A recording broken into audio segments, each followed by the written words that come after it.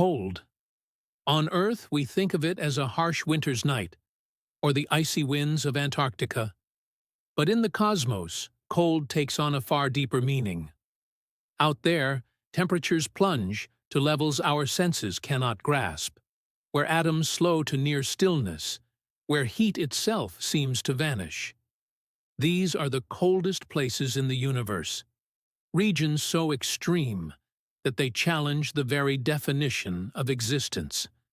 Join me as we journey inside them. We begin with empty space itself. Between the galaxies, the void stretches for billions of light years, a near-perfect vacuum. Out here, no sunlight warms your skin, no planet reflects starlight. Instead, there is only the faint afterglow of the Big Bang, the cosmic microwave background. It bathes the universe at a temperature of 2.7 Kelvin, just 2.7 degrees above absolute zero, the lowest temperature possible. In these lonely expanses, atoms drift aimlessly, frozen in the dark. Compared to Earth's warmth, this is a silence so deep it is almost absolute. Yet, even here, the universe refuses to let go of its last faint heat, a whisper of creation that still lingers after nearly 14 billion years. But the coldest places are not found in empty space. They emerge in the hearts of dying stars. Imagine a massive star that has spent millions of years burning bright, fusing atoms in its core. When its fuel runs out, it collapses, leaving behind a neutron star, an object so dense that a teaspoon would weigh billions of tons. At first, these stellar corpses glow with searing heat. But as the eons pass, their fires fade.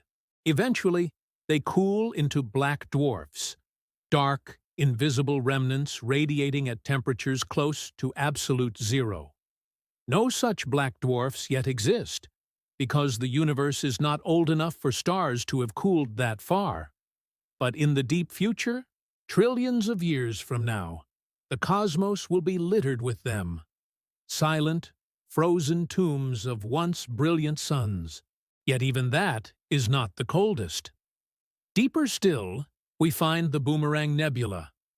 Located about 5,000 light-years away in the constellation Centaurus, it is known as the coldest natural place in the universe. Here, a dying star sheds its outer layers in a rush of gas expanding so rapidly that it cools beyond belief. The temperature has been measured at just 1 Kelvin, colder even than the faint background of the universe itself. Imagine a cloud of gas colder than deep space, glowing faintly like a ghost. It is a place where molecules move in slow motion, where chemistry nearly ceases, where time itself seems frozen. And yet, inside this nebula, new structures are forming, sculpted by the very forces that extinguish the star. Death here creates beauty, a paradox only the universe could write. But humans, too, have ventured into the territory of cosmic cold. In laboratories on Earth, physicists have cooled atoms to within billionths of a degree above absolute zero. These temperatures are lower than anything found naturally in the universe. In such conditions, matter behaves in ways no longer familiar. Atoms merge into strange states, called Bose-Einstein condensates, where they move in perfect unison like a single quantum wave. These artificial cold worlds reveal to us the hidden rules of reality, the physics that governs the very edge of time, space, and matter. By reaching lower temperatures than the cosmos itself, we are not just explorers of the sky, but explorers of nature's deepest secrets. Still, our cosmic journey is not complete. There are other frozen realms, the shadowed craters of the moon, where sunlight never reaches, hiding ice untouched for billions of years.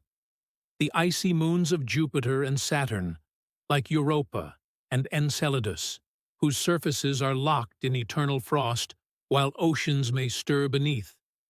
The Kuiper belt at the edge of our solar system, where Pluto and countless other worlds wander in darkness, their surfaces colder than dry ice, their atmospheres freezing and falling to the ground with each orbit.